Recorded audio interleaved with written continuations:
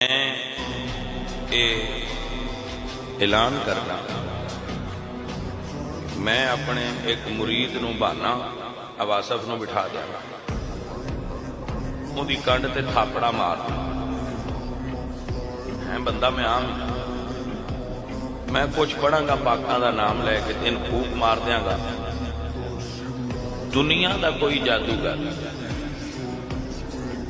इहदे ते जादू करके विखाएगा। पूरी दुनिया में चैलेंज,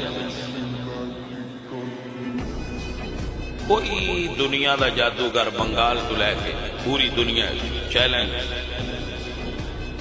फकीर एक को थापड़ा मारेगा, बंदा बहा देंगे। जे जादू हो जाए तो असी मन जाएंगे, फिर हजूर से भी हो गया। ये 15वीं सदी के मलंगा के मुरीदा ते जादू नहीं हुंदा, ते हजूर सरकार ते दुनिया नूं शिफावां देण आए।